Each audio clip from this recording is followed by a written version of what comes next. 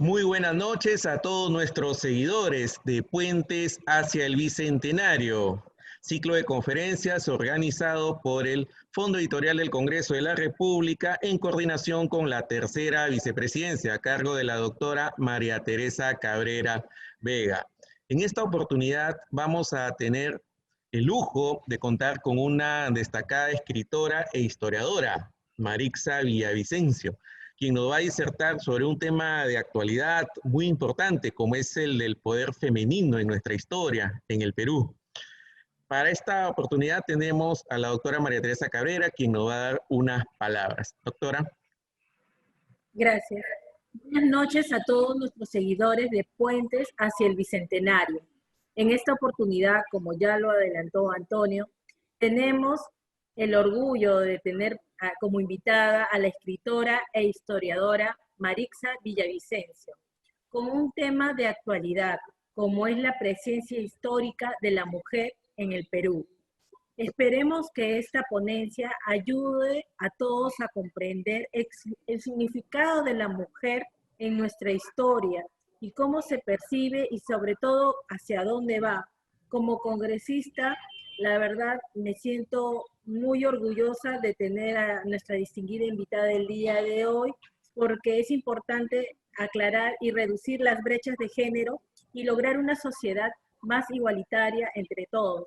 Igualmente, aprovecho la ocasión para indicarles a todos que este sábado tendremos el primer pleno temático dedicado a la mujer, ¿no? Donde se verán precisamente iniciativas legislativas que resguarden sus derechos.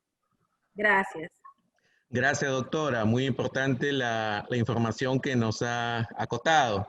Para conocer un poco más a nuestra expositora de hoy, vamos a leer algo de su extensa hoja de vida académica.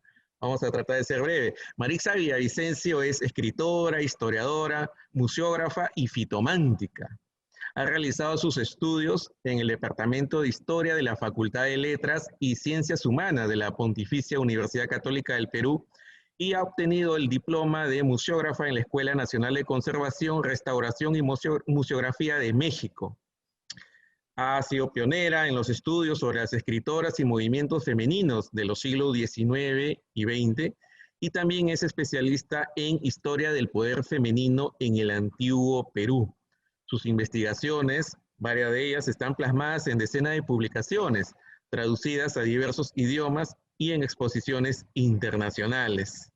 Efectivamente, ha recibido diversos reconocimientos, ¿no? de la UNESCO, ¿no? por sus diversos trabajos, ¿no? Acá hay uno, por ejemplo, el de Mujer, Poder y Alimentación en el Antiguo Perú, de la Universidad Nacional, de la Universidad San Martín de Porres, en el año 2017 y que tiene una reimpresión del año 2019.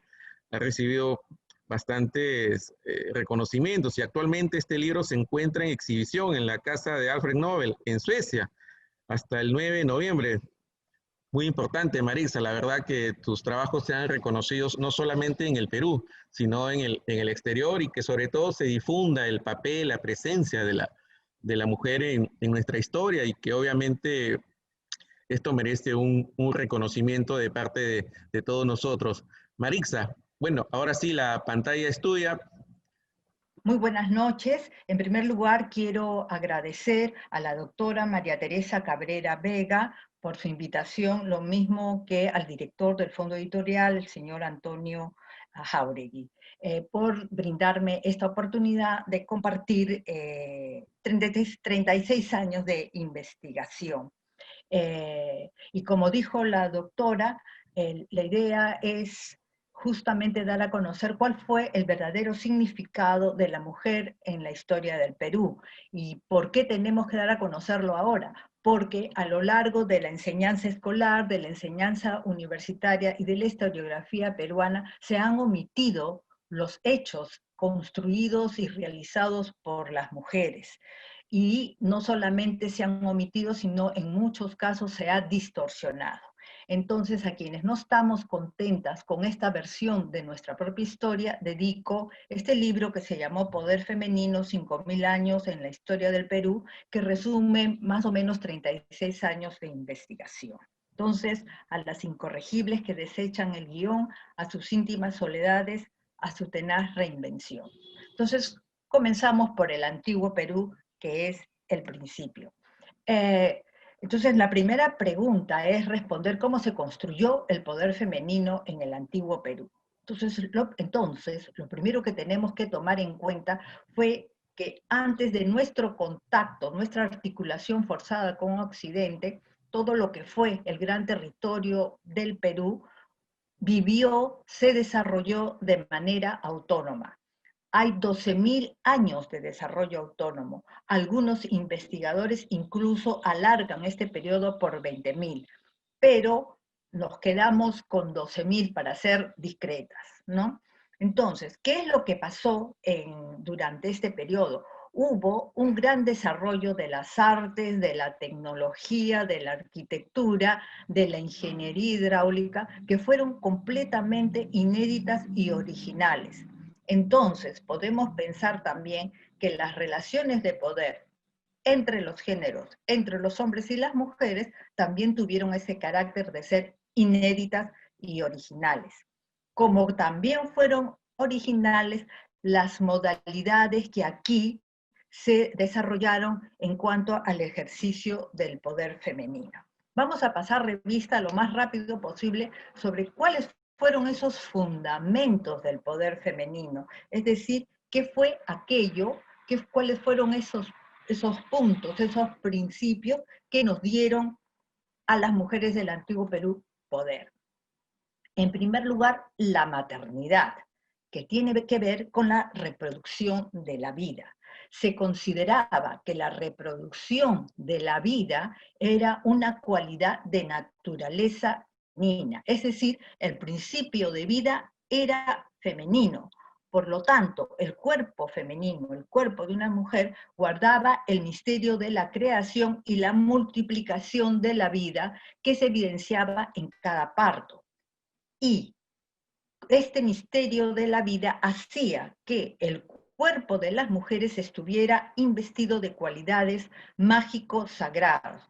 Por lo tanto, las mujeres, y sobre todo algunas mujeres que pertenecían a las cúspides, a ciertas élites, eran consideradas divinas y humanas, y por lo tanto tenían poder. ¿Qué mayor poder que el dar la vida? Pero esto no solamente fue un pensamiento filosófico, sino que se reflejó en la sociedad, y se reflejó desde las culturas más antiguas, pasando por Vicus, por Caral, hasta el Tahuantinsuyo, el imperio inca. Era tan grande este poder que para la sucesión del poder, la preeminencia era el linaje matrilineal. No había primogenitura patriarcal, sino linaje matrilineal. Incluso el doctor Walter Alba, descubridor del señor de Zipán, él ha encontrado un nexo entre el viejo señor de Zipán y el mismo señor de Zipán de genes matrilineales, de ADN matrilineal, linaje matrilineal. Un ejemplo de este poder en el Tahuantinsuyo.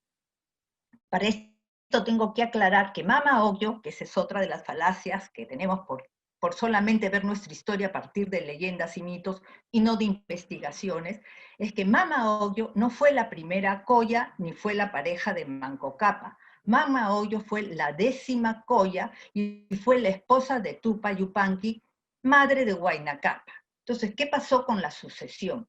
Tupac Yupanqui tenía un hijo con una de sus consortes que se llamaba Capaguare, que él parece, según dicen los cronistas, tenía mucho, lo consentía, era su favorito. Entonces Tupac Yupanqui dijo que su sucesor iba a ser Capaguare, pero Mama Ogllo, que era la colla y que tenía un hijo, Huayna Cápac, dijo, de ninguna manera. Acá lo que prima es el linaje matrilineal. Y seguramente debe haber habido allí enfrentamientos y negociación, pero lo que primó fue eso, el linaje matrilineal, que haya sido en las entrañas de la colla el hijo que nacía. Y por lo tanto, como todos sabemos, Huayna Cápac fue pues el inca que sucedió a Tupac Yupanqui. El otro espacio de poder de las mujeres fue la alimentación.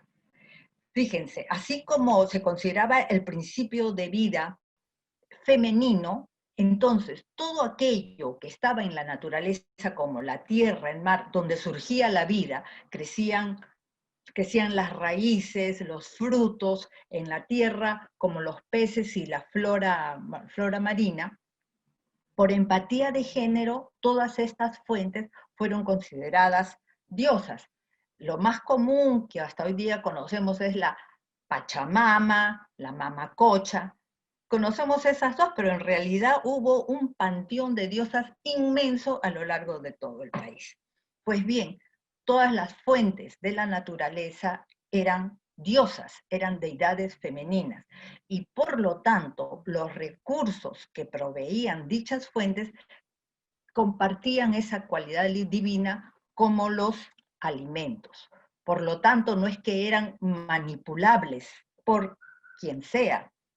Por eso es que hasta cuando se cultivaba, cuando se sembraba, cuando se cosechaba, había un ritual, porque los alimentos, los productos agrícolas, los marinos y todo eran divinos. Esta imagen que está acá, que de repente no se ve bien, está en un vaso que se llama Denver, ¿no? Y que ahí le llaman la diosa paridora, porque es una diosa que está sentada por aquí, con las piernas abiertas, como dando a luz toda una ecología que se considera es Chaparrí, que está en el norte, ¿no? De la cultura lambayeque. Bueno, y como les digo, había muchas diosas. Acá solamente estoy poniendo a dos. Mama Raiwana, que era considerada la diosa de los alimentos, en una macro región que abarcaba casi toda la sierra del país. Huánuco, Cerro de Pasco, Junín, en fin. Y que se decía que ella había dado la papa, la mashua, los oyucos a la sierra, y a la costa el maíz, los frijoles, ¿no? Y hay otra más, y por ejemplo, en la cultura nazca, la fecundidad del mar era asociada a las mujeres. Ahí tienen ustedes el dibujo de un ceramio, de un huaco, donde ven ese diseño en el rostro. Esas son redes de pescar, ¿no? Que son diseñadas, y todo el resto también es alusivo a estrellas de mar, a aves marinas. Y les cuento, en el caso de Mama Raiwana, que hasta el día de hoy, quizá ahora no por la pandemia, pero se celebra una fiesta en estos pueblos. En Huánuco se celebra una fiesta donde salen las mujeres, solo son mujeres, que representan en sus bailes el mito de Mama Raiwana. Pero, como les dije, la manipulación también de los alimentos era hecho por determinadas mujeres, sobre todo cuando se trataba de las ceremonias y los grandes rituales. Entonces, las cocineras, como las cocineras de las Aryas, por ejemplo, en el Tahuantinsuyo, eran consideradas divinas, y las anfitrionas sagradas. Y esto fue en culturas tan lejanas como la cultura Recuay en Ancash, hasta el Tahuantinsuyo, ¿no? Entonces, fue otro espacio, no cualquiera podía producir, cocinar la chicha ritual, los bollos rituales, nadie más que ciertas mujeres de mucha alcurnia, de mucho nivel, podían ser las anfitrionas de los banquetes, que era donde se tomaban las decisiones políticas. El otro espacio era la taumaturgia.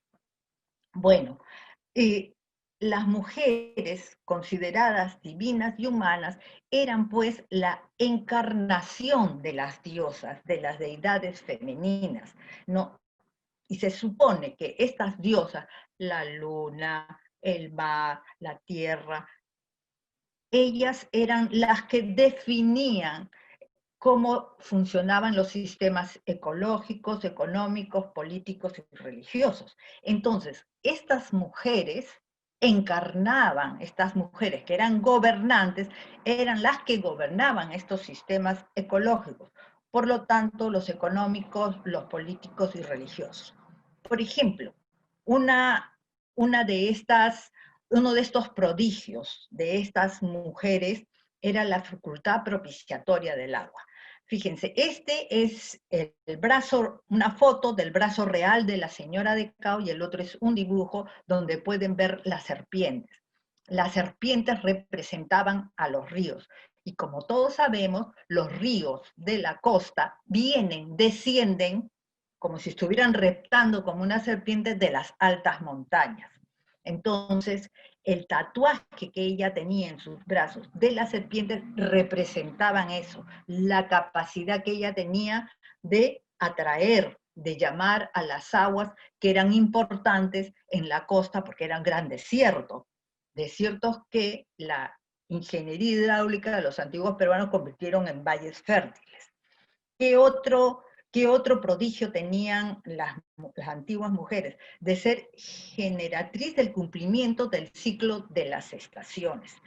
Allí también ustedes van a poder ver en esos brazos, hay dibujados las arañas. Las arañas eran como una suerte de metáfora de las mujeres mágicas, de estas mujeres de poder mágicas, ¿no? O sea, la telaraña a la araña era como el universo a estas mujeres mágicas, que desde cualquier lugar de la telaraña, la araña puede hacerla vibrar igualmente. Y era muy importante pues que se cumplieran los periodos de lluvias, que terminaran los periodos de sequía. Entonces todo esto se suponía que era acción y prodigio de estas mujeres, pero no los únicos. También el control de la vida y la muerte. Sanadoras, curanderas, parteras. Este era oficio de estas mujeres que tenían un lugar muy especial. Por ejemplo, en San José de Moro, en La Libertad, hay un cementerio, hay un sitio sagrado donde hasta el momento se han encontrado solo mujeres, que se les llamó las sacerdotisas de San José de Moro, pero a partir del 2013 su propio descubridor dijo que eran gobernantas, por el gran peso que tenían, el cual se ha evidenciado por todas las ofrendas de su hogar funerario. ¿Qué otra cosa más tenían? El gobierno del tiempo, las adivinas que justamente pronosticaban temas del tiempo, temas también que eran consultados por los gobernantes de todas partes, o sea, tanto del norte, de la costa, de la sierra, del Tahuantinsuyo y de otros lugares, ¿no? Entonces, estos eran espacios de poder de las mujeres. ¿Cuál era el otro espacio? La textilería. Y esto sobre todo se ve muy claramente en la cultura wari y en el Tahuantinsuyo, porque se ha encontrado, por ejemplo, en el mausoleo del castillo de Huarmey, que era wari, 58 mujeres que entre sus ofrendas maravillosas tienen las cestas de tejido, sus lanas, sus hilos. Tejer para los intercambios que tenía el poder, el Estado, con quienes se anexaban o a quienes conquistaban, era clave. Esto parece haber sido recogido por el Tahuantinsuyo y por eso los ayahuasis eran importantes, porque tenían un tejido, unas maneras, una mecánica muy particular. Entonces, ciertos tejidos, ciertos centros de producción femenino de textilería eran espacios de poder. Y aunque la guerra no era un espacio particular de la, no estuvieron ajenas. Se ha visto por las fuentes que las joyas fueron unas grandes estrategas políticas. Y hay crónicas que hablan de las mujeres guerreras de la Amazonía, las Coñi Apuyara, que Orellana, cuando funda y descubre y bautiza el río caudaloso, el más grande del mundo, que es el Amazonas, ¿saben por qué tuvo ese nombre? Porque ellos no pudieron descender a este sitio porque salieron mujeres guerreras a recibirlos y ellos salieron espantados. Entonces ellos creyeron ver en ellas a las mujeres del mito de las Amazonas, y por eso es que el río fue bautizado el río del Amazonas. Con el correr de los siglos se ha quedado solo como río Amazonas, pero ese es el origen. Bueno, entonces ahora de los estudios que hemos realizado, hemos tenido en consideración que había dos formas de ejercicio de poder de las mujeres. No estoy diciendo que sean las únicas, son las que he encontrado hasta ahora. Puede que con sucesivas investigaciones se siga enriqueciendo. Pero hasta el momento puedo decir que una modalidad eran territorios gobernados por soberanas supremas, divinas e independientes. O sea, la señora de Cao, como la ven ustedes, la señora de Chornancap, como muchísimas otras, la señora de Pacopampa, posiblemente la niña sacerdotisa encontrada en Cahuachi, en Nazca, y muchas otras más que se han ido encontrando en el bosque de Poma, que estamos esperando que se difunda el estudio donde se encontró una mujer con 2000 piezas de oro, así como lo escuchan. Entonces, estos espacios eran de gobierno exclusivo de mujeres, no era compartido. Ellas tenían ese poder, que era territorial, que a veces era local, regional, subregional y hasta macro-regional. Por ejemplo, a la señora de Chornancap se le han encontrado ofrendas de Ecuador, ¿no? Entonces, para que vean la magnitud de su alcance. La otra modalidad eran las estructuras binarias de poder, en el sentido que había una estructura femenina de poder y una estructura masculina. Esto parece haber ocurrido en la cultura wari y se repite en la cultura inca. Dos estructuras de poder, una masculina y una femenina. Para resumir, ¿cuál es mi hipótesis, mi tesis? Que la estructura masculina de poder estaba diseñada para crear el imperio, para ampliarlo, para las campañas militares, las campañas político-militares, e ir anexando territorio. ¿Y qué le correspondía a las mujeres? Gobernar esos territorios. O sea, que la consolidación de los imperios, de estos imperios, y en particular del Tahuantinsuyo, del imperio inca, fue obra de mujeres.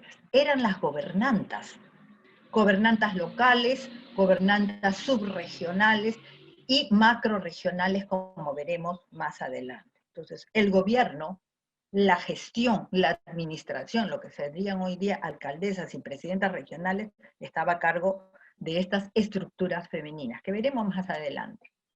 Entonces, vamos a entrar a las regentas del Tahuantinsuyo, donde voy a poder explicar un poco mejor estas estructuras binarias. Pero antes, quisiera decir de que nos ha llegado diferentes versiones, hasta los mismos cronistas, en este caso voy a hablar solo de Martín de Murúa, ¿no? Tenían dos versiones.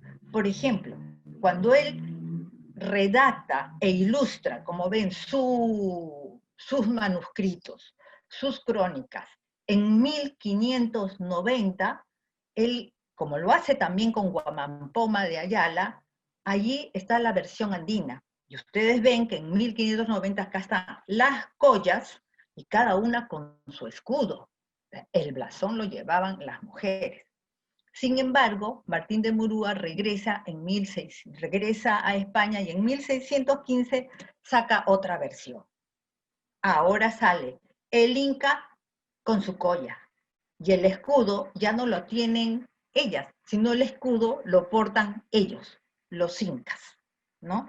En la anterior versión está todo el listado independiente de las collas, aparte del listado de los incas. Aquí las collas son agregadas a los incas, es decir, ya se adecúa a una visión patriarcal del siglo XVII de España, ¿no? De Europa. Uno de los elementos, cuando yo pregunté a los autores, Juan Ocio, Tom Cummings, sobre esta estructura binaria, ellos la refrendan también. Y me pusieron de ejemplo esto. Acá está el dibujo del Palacio de la Colla y del Palacio del Inca. Como ven, no hay uno que sea más chico o más grande. Ese dualismo del que se habla, de Hanan arriba, Urin abajo, y que Hanan es superior a Urin inferior, y que por tanto Hanan es masculino y Urin femenino, cada vez se está descartando más. No es así. era dos poderes en equidad. Y entonces, independientes, como ven, cada uno tenía su palacio. La otra cosa que quiero señalar es que la primera colla fue Mamahuaco, no fue Manco Cápa.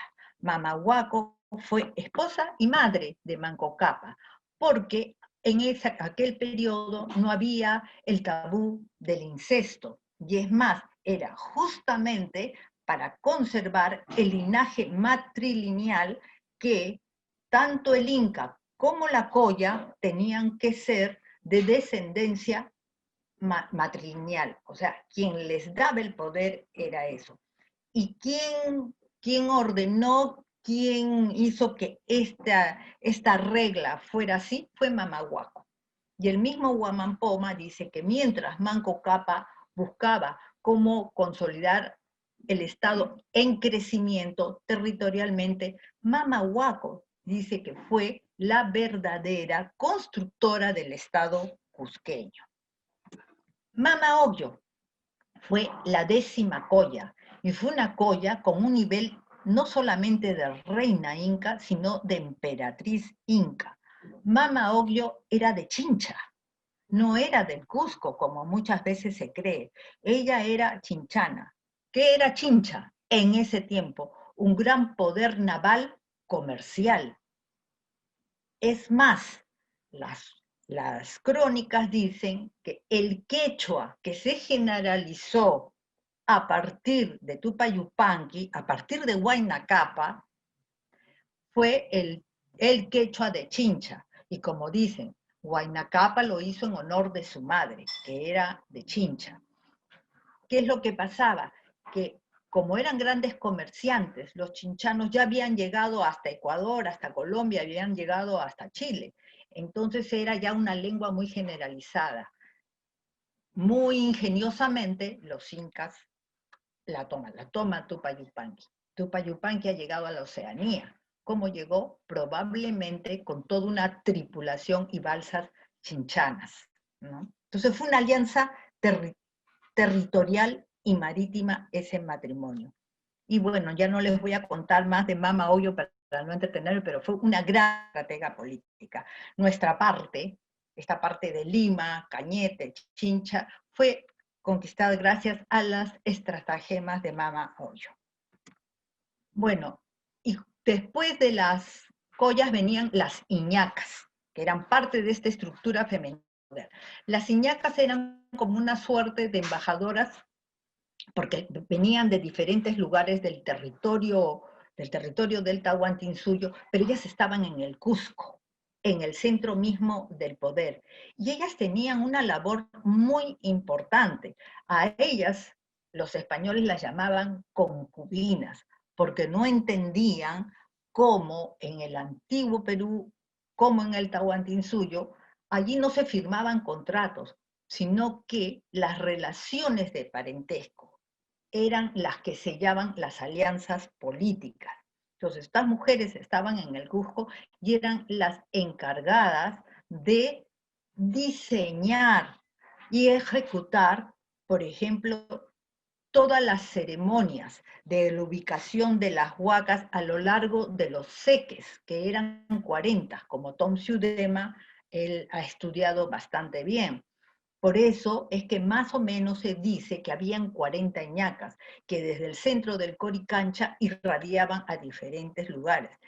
Ellas eran las que señalaban la repartición del agua y no solamente el recojo de la cosecha, sino la distribución de la misma. Y una cosa más, ellas eran las memoristas, no solamente de los incas, sino de sus propias hazañas. Es decir, en aquel tiempo ya las mujeres recuperaban, reconstruían y defendían su memoria histórica. Ese es el papel de las iñacas. A lo largo del Tahuantinsuyo, y este dato solo lo da Huamampoma de Ayala, yo lo coloco porque me da muchas interrogantes. Hubo las reinas de los 4 suyos. No he encontrado un equivalente a esto en masculino. había una reina por cada suyo. Acá vemos, ¿no? A Capa Pomahualca del Chinchaysuyo. Tenemos a Capa Malqui de Lantisuyo. Y las otras dos, del Collasuyo y del Contisuyo. Lo curioso es que Huamampoma dice, ellas eran las reinas, las señoras del suyo, pero da una relación enorme de mujeres que gobernaban con ella el suyo. Y este catálogo, esta relación de mujeres, parecen haber sido curacas que tenían territorios, fuerza de trabajo a lo largo de cada macroregión que era cada suyo, ¿no? Esto también puede explicar, lo que veremos después, cómo hubo cacicas de origen andino durante la colonia, mujeres que supieron defender los fueros que ya desde la época del Imperio Inca.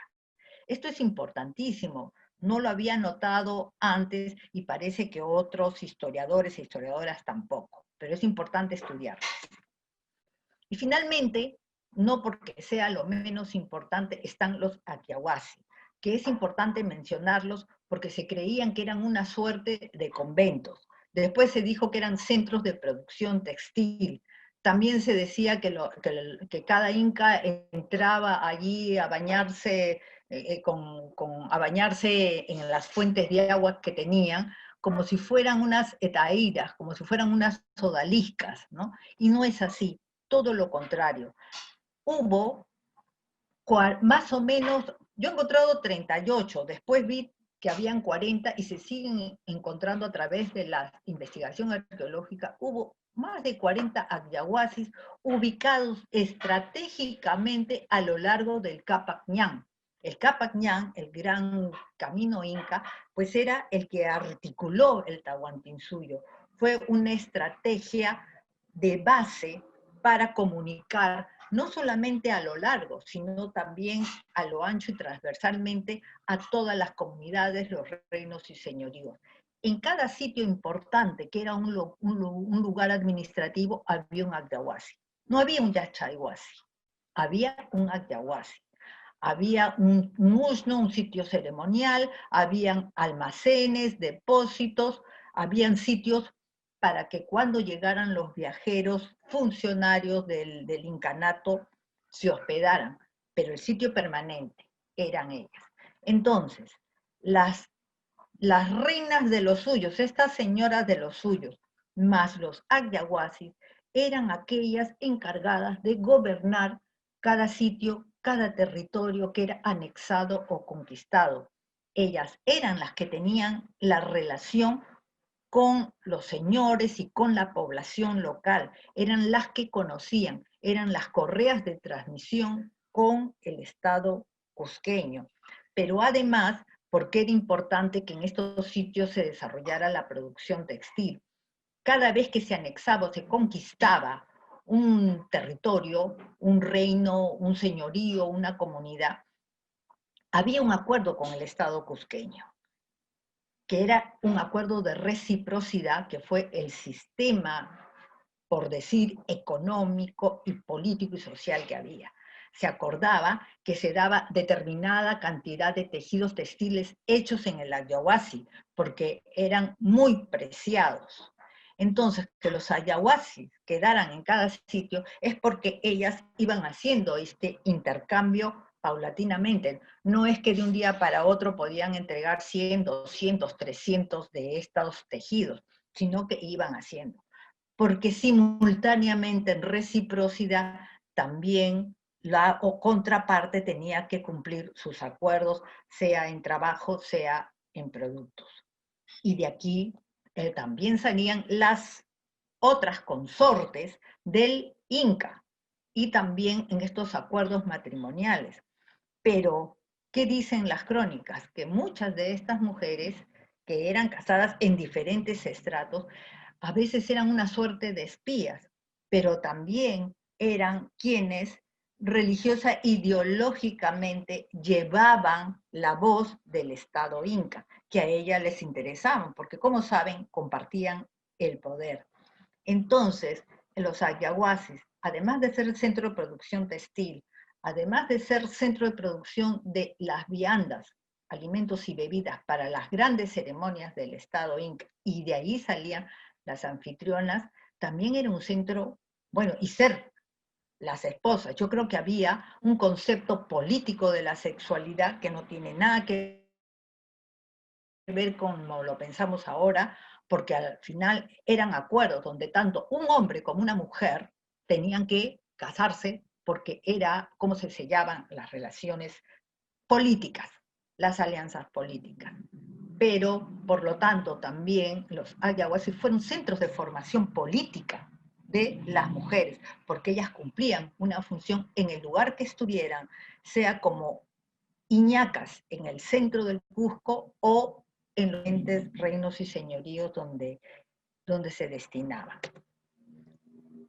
Rápidamente, por favor, me avisas cómo voy de tiempo, vamos a pasar rápidamente por el virreinato, donde básicamente en este periodo, que ha sido tan fuerte, se ha hablado siempre de desestructuración del Tahuantinsuyo. Es cierto que a nivel de las alturas del poder se desestructuró, pero no fue completamente así.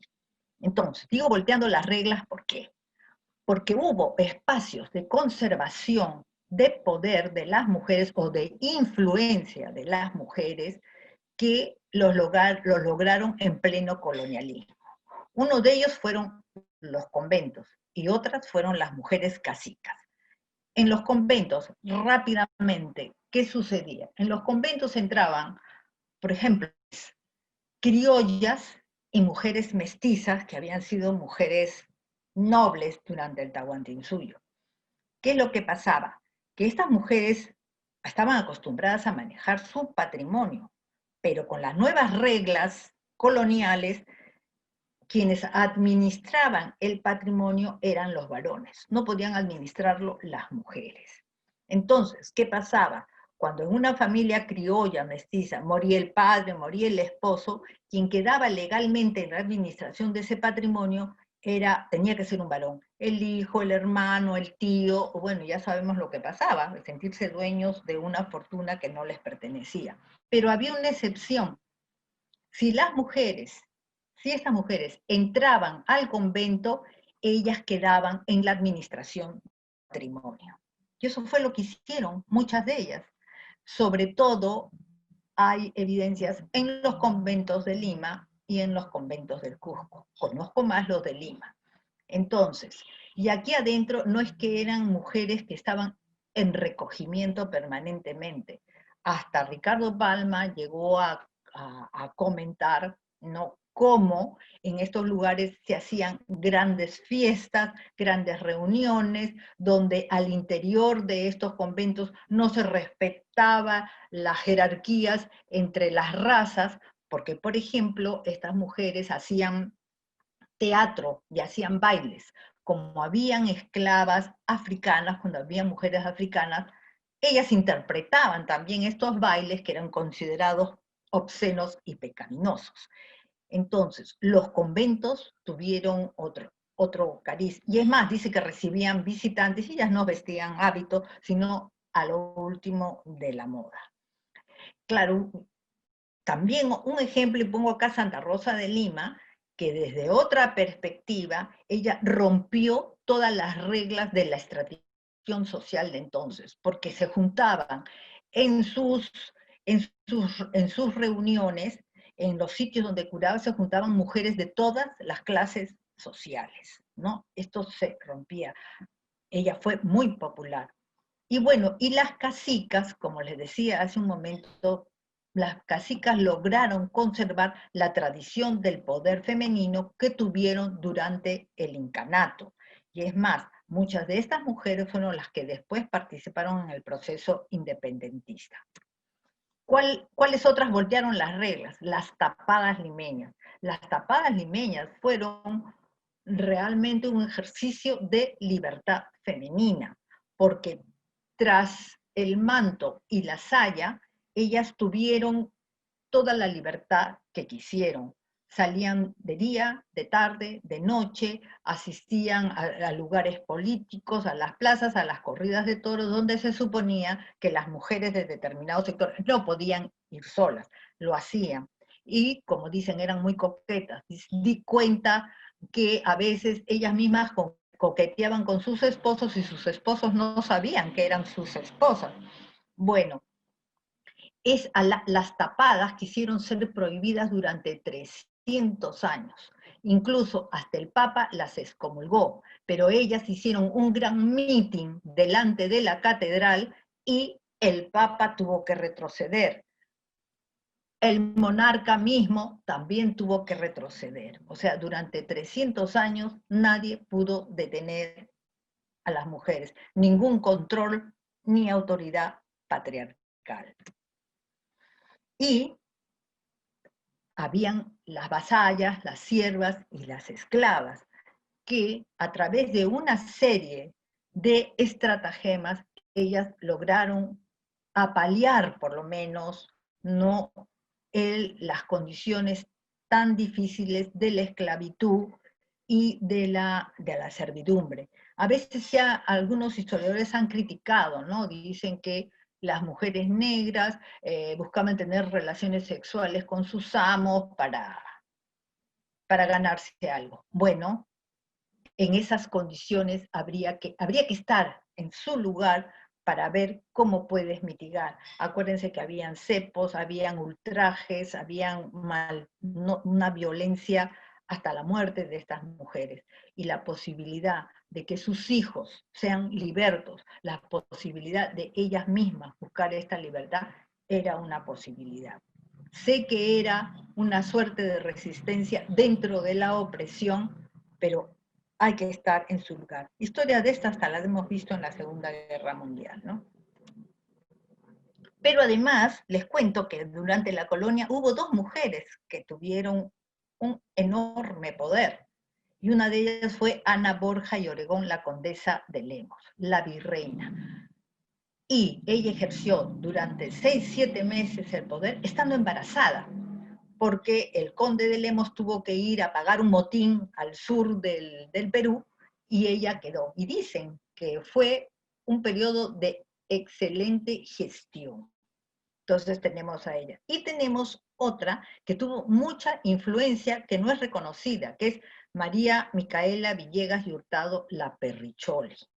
La Perricholi se habla de los romances con el virrey Amadi Junier, pero no de todo lo que ella logró para la ciudad de Lima. Hasta el día de hoy nos sentimos orgullosos de la Plaza de los Descalzos, de la Alameda, y además ella ayudó a reconstruir Lima, que había quedado devastada por un terremoto de hacía decenas.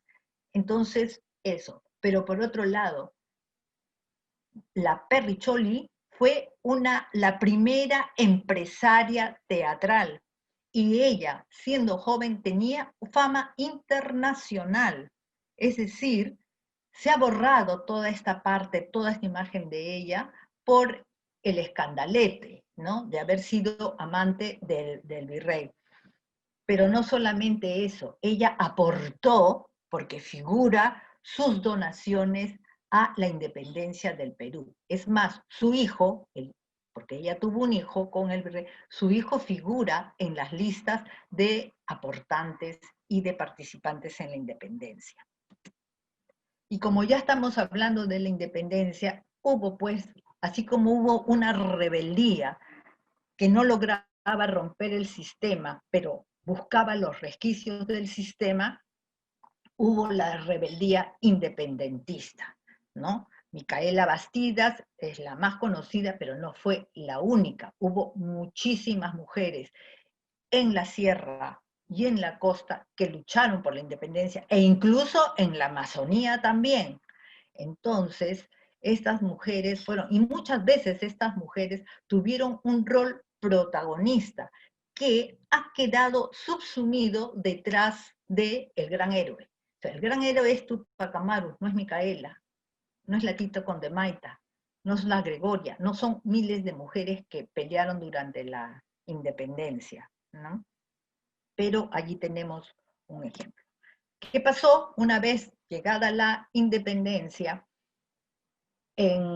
Hasta antes de llegar al siglo XIX, antes de la guerra con Chile, aparecieron las veladas literarias y las primeras escritoras contestatarias. Estas mujeres, ¿por qué las pongo? No solamente porque ellas lucharon y defendieron por la educación femenina. En aquel tiempo las mujeres no ingresaban a las universidades porque no se les estaba permitido hasta 1908, y ellas pelearon por la educación femenina y escribieron, que escribir, el solo hecho de escribir, escribieran lo que escribieran, ya era una afrenta, porque se consideraba durante toda la colonia que las mujeres eran intelectualmente inferiores a los hombres. Y entonces escribir, pensar, reflexionar era antinatura. Pero estas mujeres lo hicieron. Acá tenemos a Clorinda Matos de Turner y a Mercedes Cabello de Carbonera, que además tocaron temas que no tocaron los hombres incluso muy rebeldes, muy revolucionarios o muy liberales. Por ejemplo, Clorinda Mato fue la primera en solicitar, pedir, ¿no?, el estar en contra del celibato. ¿Por qué? Porque en todos los pueblos de la sierra habían cualquier cantidad de hijos de sacerdotes que convertían en mancebas a las mujeres indígenas, a las indias, ¿no? Y entonces en sus novelas ella relata todos los problemas que traía eso y cómo esto realmente era opresor de las mujeres. Hasta el día de hoy, ¿quién levanta esas banderas? ¿Es que esa realidad ya no existe? Somos un país de gran cantidad de hijos ilegítimos. ¿Quién pone el acento en eso? Estamos en el siglo XXI. Y Mercedes Cabello de Carbonera habló de algo muy actual, la corrupción. Ya en aquel tiempo habla de la corrupción. Y por supuesto, a una le quemaron la novela y a la otra la volvieron loca, ¿no? Terminó muriendo en el manicomio. Pero hoy en día, si leen esa novela, si leen El Conquistador, verán qué actual es. Pues los primeros periódicos, las primeras revistas para las mujeres, dirigidas para las mujeres. Una cosa también que causaba mucho espanto en Lima era que eran mujeres de provincias. Mercedes Cabello Carbonera de Moquegua, la Clorinda Mato de Cusco, acá estaban otras mujeres de Tacna, Carolina Freire de Jaime. Entonces, también había burlas, ¿no? Habían burlas de carácter racista, hecho por connotados intelectuales de la época. Decían, por ejemplo, que Clorinda Mato olía a llama, ¿no? Bueno, solamente quiero mencionar, porque no es el tema, pero las mujeres peruanas tuvieron cabeza en la lucha de la Guerra del Pacífico. Las rabonas, las mujeres indias, las negras y mulatas, como las señoras, todas participaron en la guerra, no solo como víctimas, sino también como protagonistas, ¿no? Entonces, este es otro tema muy largo que lo hablaremos, pero no quería dejar pasar porque la Guerra del Pacífico fue un tema muy fuerte en nuestra historia. Entramos ya a la República del siglo XX y el siglo XX comienza con la utopía de la igualdad. A diferencia de las escritoras del siglo XIX, porque las escritoras del siglo XIX, ellas decían, saludamos la lucha por el sufragio femenino que hay en Europa, que hay en Estados Unidos, pero nosotras no estamos de acuerdo. ¿Por qué? Porque ellas tenían una visión del poder en el Perú. Por eso ellas denunciaban la corrupción y denunciaban lo que se daba a nivel de la base social. Entonces ellas decían que mientras la política sea así, las mujeres no tenemos por qué participar en eso. Hay que cambiar eso de raíz y ellas comenzaron a idear utopías sociales diferentes, muy distintas a las aquella que nosotras y que todo el Perú copió de la Revolución Francesa, que dicho sea paso se consolidó anulando los derechos de las mujeres, ¿no? Entonces, la República del siglo XX comienza la utopía de la igualdad, la discriminación femenina se moderniza, como en el trabajo, ¿no? Entonces las mujeres de los sectores populares que entraban a trabajar como obreras estaban bajo el patriarcado laboral y regresaban a sus casas bajo el patriarcado familiar, digamos, allí, ¿no? Muchas mujeres, es famosa la costurerita, hay poemas, hay canciones, ¿no? De estas mujeres que trabajaban en sus casas, pero también de las mujeres que comenzaron a incursionar en las fábricas y que tenían trabajos de 12 horas y a veces hasta de 16 horas. Era una cosa atroz. Y estas mujeres participaron en luchas muy importantes, como por ejemplo la jornada de las 8 horas. Pero ¿qué pasó? Las mujeres, además de pedir la jornada de 8 horas, ellas pedían el abaratamiento de las subsistencias, no solamente de los alimentos, sino de los alquileres. Ellas en 1918 consiguen que a ellas y a los niños les rebajen a la jornada de 8 horas, pero no a los varones. Entonces las mujeres solidarias continuaron luchando. Pero ¿qué pasa en 1919? A los hombres finalmente logran arrancar la jornada de 8 horas y abandonan la lucha. Mientras que las mujeres le decían, oye, pero las subsistencias, el tema del alquiler y todos los otros problemas. Los sindicatos, los que hacían de sindicatos en el tiempo, se fueron.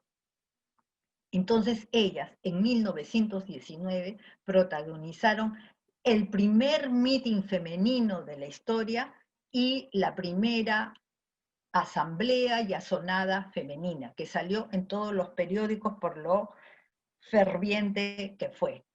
Pero yo cuento esta historia porque las mujeres siguieron peleando por ellos, pero ellos no siguieron peleando por ellas. Y también es el periodo donde nace el feminismo. Entre 1914 y 1924 aparece Evolución Femenina, que es la primera asociación feminista liderada por María Jesús Alvarado Rivera, y después hacia 1924 Soy la Aurora Cáceres, que plantea el feminismo peruano. Sobre todo Evolución Femenina, aunque ambas tienen planteamientos que se pueden parecer modernizados, actualizados a los actuales, que es la de buscar ganar los derechos civiles que ya estaban contemplados para los hombres. Por eso es la pelea por la igualdad, por la equidad, para alcanzar los niveles que supuestamente tenían los hombres, que ya sabemos que en el Perú tampoco fueron todos los hombres, ¿no? Y una de las banderas de evolución femenina y de feminismo fue el sufragio femenino, que fue conseguido, como ya todos lo saben, en 1955. Dejo a ustedes para que de 1955 al día de hoy que han logrado las mujeres, ¿no? Pero digamos, este sufragio, este derecho al voto, se dio una circunstancia política muy particular. Ya prácticamente desde 1930 solo habían pequeños grupos de mujeres en el Perú, sea en Lima, en Arequipa, en el Cusco, muy pequeños que abogaban por el sufragio femenino. No era una demanda generalizada. Sin embargo, se dio, pero que fue más que nada por una razón política.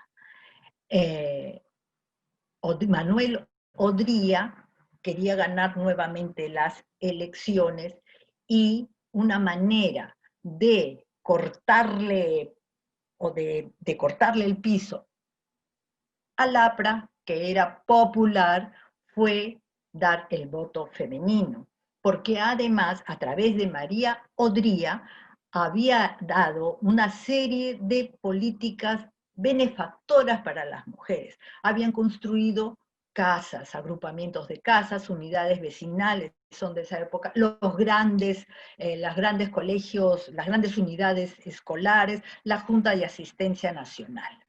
Es decir, los políticos lúcidos y revolucionarios de aquel entonces pasaban por alto el sentir y las demandas de las mujeres, y fueron, sí, asumidas por otros, como 20 años antes lo hizo Sánchez Cerro. Dio la igualdad de hijos legítimos e ilegítimos, que era una demanda de las mujeres. Entonces, la política de Estado, el gobierno, se ha disociado de las demandas de las mujeres. Pero se da el sufragio femenino, y bueno, están las primeras parlamentarias, y sube una senadora.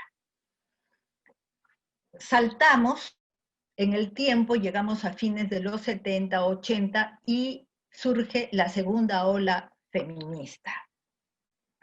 Al inicio, el discurso feminista fue señalar las relaciones de poder que habían en la vida privada.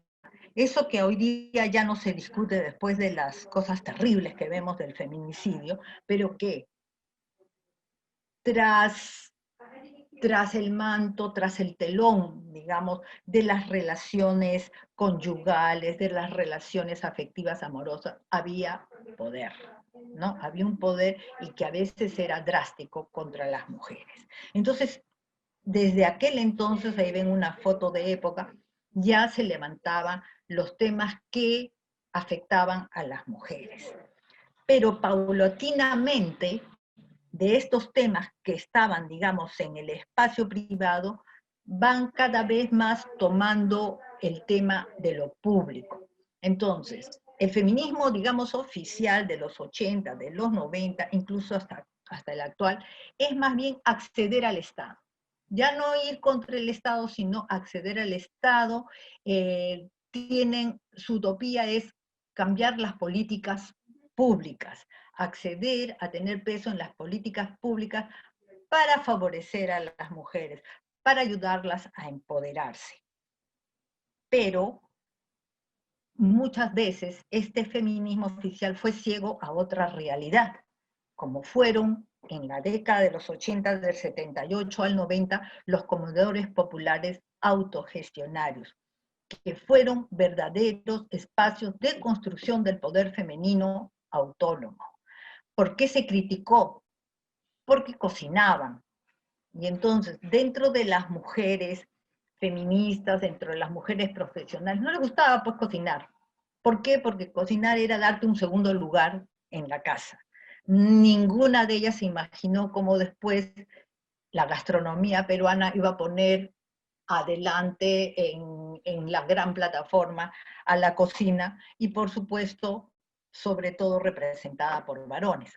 Pero bueno, estamos en los 80, y estas mujeres que comienzan efectivamente como una estrategia de sobrevivencia, o sea, cocinar, reunirse para juntar fondos, para juntar esfuerzos, para dar de comer a sus hijos. Así comenzó, pero después comenzaron a cumplir una serie de funciones sociales, hasta en el año 92 que logran, ¿no?, una ley que no solamente va a favorecer a los comedores populares, sino a toda la economía familiar de los sectores sociales, porque por unanimidad, el Congreso acuerda dar pues esta canasta familiar, ¿no?, esta seguridad alimentaria. Y mujeres de los comedores populares, muchas de ellas que eran analfabetas, otras semianalfabetas, con muy poca vida social, cultural, llegaron a tener unos niveles altísimos. Muchas de ellas llegaron a ser regidoras, algunas incluso mucho más allá, algunas han postulado y han sido congresistas. Entonces, ha sido un espacio de crecimiento de las mujeres. Por eso decimos, de estrategia de sobrevivencia a estrategia de desarrollo. Y fue en estos comedores populares. Lamentablemente, a partir de los 90, son cooptadas. Por un lado, cooptadas por el Estado, que les comienzan a cortar los alimentos, la provisión de alimentos, a cambio de sus favores políticos. Y ahí también comienzan a aparecer cosas raras. Por otro lado, fueron amenazadas por Sendero Luminoso. O sea, la más conocida, María Elena Moyano, que fue cruelmente asesinada por Sendero Luminoso. Pero como ella, toda una capa de dirigentes que se forjaron a lo largo de los comedores populares sufrieron atentados. En Milario prácticamente perdió el brazo y muchas de ellas tuvieron que salir exiliadas. Entonces, esta maravillosa experiencia se perdió y lamentablemente el feminismo oficial tampoco lo comprendió porque prefirieron apostar por las políticas públicas.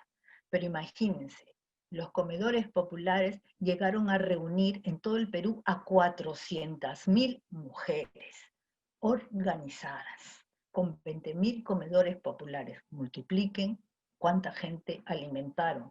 Ellas fueron claves durante la pandemia del cólera. En ningún comedor popular, y esto lo dice la OMS, lo dice Naciones Unidas, hubo un solo caso de cólera.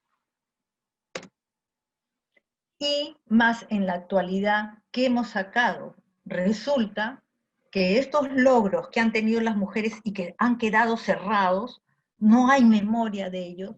¿Qué es lo que pasa? Viene a resultar que las mujeres estamos siendo maltratadas y asesinadas.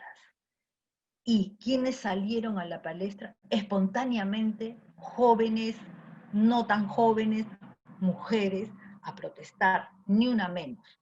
Y esta corriente, que sacó casi 1 millón de personas en el 2016, se generalizó no solamente en el Perú, porque hubo en diferentes departamentos una réplica, sino a nivel latinoamericano, ¿no? Y a nivel mundial. Entonces tenemos que reflexionar qué ha pasado. ¿Qué ha pasado con esos logros que están aislados? Y acá para terminar dejo unas reflexiones de lo que adelanto. De verdad que he estado ensayando, esta conferencia es muy diferente a todas las anteriores que he dado, así que tienen la primicia. Dejo unas reflexiones. ¿Qué saco yo? Por ejemplo, ¿qué enseñanzas nos puede dar el poder femenino del antiguo Perú, Inca y pre-Inca? Uno, que tenemos que revalorar la naturaleza femenina, todos los prodigios que tenemos por ser mujeres, por tener un cuerpo femenino.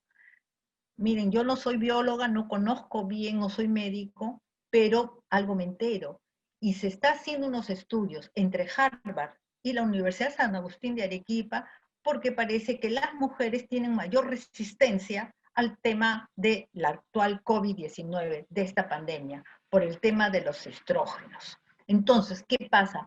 Un cuerpo que está diseñado para sostener una vida, que al comienzo es un agente externo, sin embargo, está diseñado para conservarlo y darle vida, para que sea una vida independiente, algo tiene. Y no tenemos que renunciar a nuestro cuerpo, a nuestra fisiología, a nuestra biología femenina. Miren lo que significó en el antiguo Perú, y no solo en el antiguo Perú, también en Occidente, en la prehistoria hasta el Paleolítico superior. Fueron más de 50.000 años en que, como alguien dijo, un historiador dijo, Dios nació mujer. Y ahí tenemos las Venus paleolíticas, ¿no? Cientos de ellas encontradas en Europa, en la antigua Europa. Bueno, hay que revalorar nuestra naturaleza femenina y darle su valor social, político. ¿Qué otra cosa rescato? Que hayan espacios exclusivamente de mujeres, sin intervenciones. Espacios de deliberación y de toma de decisiones entre las mujeres, un autogobierno. No digo que toda la sociedad sea de mujeres, sino que hayan espacios femeninos con estas características. ¿Qué es lo que permiten estos espacios? Dar un soporte de apoyo a sus representantes, pero también de fiscalización y supervisión, porque a veces tú eliges a alguien porque te dice algo y después no lo cumple, o hace todo lo contrario. Entonces, esa es una posibilidad. ¿Qué había también en aquel entonces? Que se formaban lideresas. porque tenían que haber estas mamaconas, tenían que salir a discutir y negociar cuánta producción te doy. No es que eran esclavas, como les dije, ¿no? Entonces, hay una escuela de formación de lideresas, espacio entre mujeres. Y la otra cosa, acuérdense que producían textiles y un tipo determinado especial de comida. Entonces eran espacios de creación y producción de riqueza femenina. No estoy abogando por lo que les voy a decir, pero en aquel tiempo, a ciertos niveles de nobleza, la herencia también era por género. Los hombres heredaban de los hombres y las mujeres heredaban de las mujeres.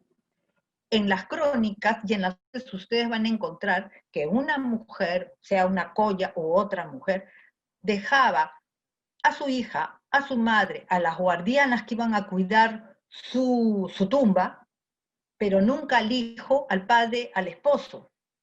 E igualmente ocurría con los hombres. Entonces había una acumulación de riqueza femenina por género. Y sabemos qué importancia es la economía. ¿Qué sacó las rebeldes del virreinato? Que habían espacios de protección de la riqueza femenina, como fueron los conventos.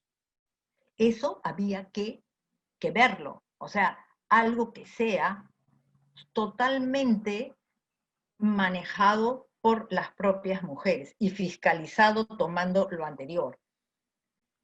¿Qué otra cosa saco? Tenemos que identificar hoy, aquí, ahora, nuestros resquicios de libertad y empoderamiento. Identificarlos, señalarlos. ¿Qué otra cosa más? La desobediencia antipatriarcal, como fue la de las monjas de los conventos y de las tapadas. De las escritoras contestatarias. Es poner el acento en los problemas sociales, y yo diría morales, que afectan a las mujeres de todo el país y ponerlos desde la perspectiva femenina. Entre mujeres, no necesitamos la anuencia de ningún varón, porque tienen otra mirada, no porque no los necesitemos. Yo tengo un hijo varón que adoro, ¿no? Pero entre mujeres. ¿Qué otra cosa saco de estas maravillosas escritoras contestatarias? El hecho de imaginar, idear proyectos de sociedad, de familia, de relaciones entre hombres y mujeres distintas, nuevas, inéditas, y construir estrategias para alcanzarlas. Y de los comedores populares, la independencia económica y política frente al Estado, la Iglesia y los partidos políticos, de las agencias y de todos. Por lo tanto, hay que tener autonomía económica y también política. ¿Qué cosa es interesante? Retomar la metodología que tuvieron las mujeres de los comedores populares de su toma de decisiones, que fue democrática y participativa. Como ellas le decían, ustedes se demoran mucho. Sí, se demoraban mucho, pero era importante porque todas se sentían partícipes de lo que se hacía, ¿no? Y, ¿qué otra cosa? Tomar esa experiencia de crecimiento personal de las mujeres y del empoderamiento del que fueron capaces. ¿Y qué saco de este movimiento de una menos? De las mujeres jóvenes, las influencers, las youtubers, todas estas mujeres que están de toda edad allí. La tecnología. Estamos en el siglo XXI. Tenemos que manejar tecnología. Tenemos que saber y reconocer la masividad de la que somos capaces. Acuérdense que eran cientos de miles, millones de mujeres que se han movilizado. Y lo último, la solidaridad de género. Es cierto que acuden algunos hombres, pero fundamentalmente las mujeres, porque cada una de nosotras sabemos en carne propia lo que es vivir este autoritarismo patriarcal o este abuso que ocurre de muchas maneras.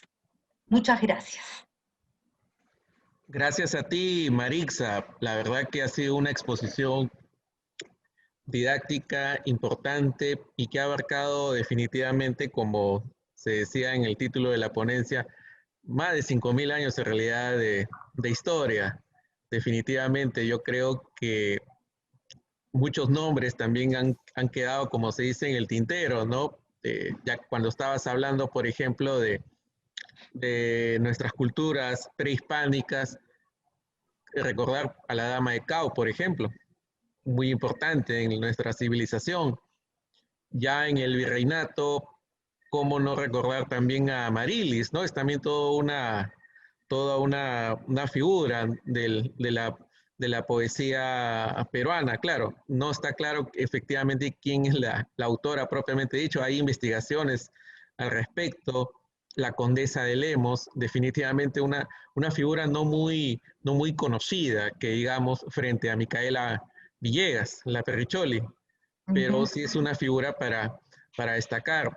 Tocaste el tema de la guerra con Chile y recuerdo, me viene a mente este cuadro del repase, desde un soldado chileno que le está, bueno, con una bayoneta asesinando a un soldado peruano, y ahí al costado precisamente aparece la figura de la Rabona, que en realidad estuvo en todas nuestras, en toda la campaña, en toda esta guerra, ¿no? Que tuvimos con Chile. Y las figuras políticas, que creo que también sería importante mencionar. Bueno, hemos pasado a la guerra con Chile, pero creo que Flora Tristán también fue una si no fue la primera, la que un poco dibujó el panorama, escribió sobre esta situación que atravesaba la mujer en los inicios de la República. Y, bueno, plasmado en un libro como Peregrinaciones de una paria, que evidenciaba mucho esto que has estado comentando. Llegamos así a otras lideresas, ¿no? Como Magda Portal, que tuvo también desavenencias con el Partido Aprista porque precisamente no tenía una mayor figuración, digámoslo así, dentro de una cúpula. Y así podemos seguir avanzando y llegamos a Pascuala Rosado, que también murió asesinada cruelmente por Sendero Luminoso, al igual que Marilena Moyano, una lideresa de Huaycán. Y la verdad que nombres van, nombres vienen, y todos serían muy importantes mencionarlos justamente en esta conferencia, ¿no? Que yo entiendo que nos ha quedado corto el tiempo. Le doy pase acá a la doctora María Teresa Cabrera, que obviamente como mujer debe tener bastante que comentar al respecto. Doctora. Bueno, en realidad, con mucha emoción y orgullo de sentirme mujer al escuchar esta conferencia, ¿no? Lo valiosa que ha sido siempre nuestra participación a lo largo de la historia, no solamente del Perú, sino del mundo. A pesar que aparentemente somos frágiles, la verdad que la historia demuestra que no lo somos, ¿no? Que somos mujeres fuertes y que sabemos afrontar los problemas tan igual que un hombre. No quisiera decir mejor, porque quiero propiciar siempre una cultura de equidad, justicia y paz, pero en realidad, como se dice, detrás de cada buen hombre es porque existe una mujer. En realidad, muy valiosa la conferencia, la exposición realizada por nuestra distinguida invitada, una historiadora, pues, a carta cabal, que no ha hecho más que resaltar, en poner en relevancia en realidad lo que es la solidaridad de género, muchas veces olvidada, ¿no? Porque en realidad la mujer demuestra que es capaz, puede desarrollar muchas funciones, como madre, como profesional, puede desarrollarse en la política, en diferentes aspectos, porque la mujer es muy versátil, ¿no? Precisamente a lo que se refirió nuestra historiadora cuando nos habló también de la riqueza femenina. Nunca más vamos a dejar que las mujeres seamos ciudadanos invisibles, porque de eso se trata. Hemos logrado un espacio dentro de la historia, y ese espacio no solamente hay que cuidarlo, sino que tenemos el compromiso de que todos nos den la razón de que llegamos a él por algo, porque aportamos para todos. Gracias. Muchas gracias a nuestra invitada, en realidad. Gracias, Marixa. Gracias, doctora, por sus palabras. Definitivamente creo que el Congreso es un espacio más que adecuado para abordar estos temas, ¿no? Que son muy importantes como país y de cara justamente al Bicentenario. ¿Cuánto hemos avanzado como república? ¿Cuánto verdaderamente nos diferenciamos de lo que fue el régimen anterior? Definitivamente creo que quedan muchas preguntas en el tintero, pero lo importante es que se va avanzando precisamente del Estado y se van colocando temas en el debate público. Gracias, Marixa, la verdad, por tu exposición muy importante para todos nosotros, efectivamente. Así es, Marixa, esperamos contar contigo para próximas presentaciones. La verdad que nos ha quedado corto el tema, definitivamente. Ha sido la primera dama en intervenir en esta conferencia, en este ciclo de conferencias, de verdad. Una buena inauguración con las mujeres hemos tenido. Muchas gracias. Muchas gracias. Bueno, agradeciendo la participación de la doctora María Teresa Cabrera y de Marixa Villavicencio por esta importante ponencia. Me despido de todos ustedes, amigos, usuarios, y definitivamente continuaremos con el programa de Puentes hacia el Bicentenario, siempre en coordinación entre el Fondo Editorial y la tercera vicepresidencia del Congreso de la República. Buenas noches a todos. Gracias.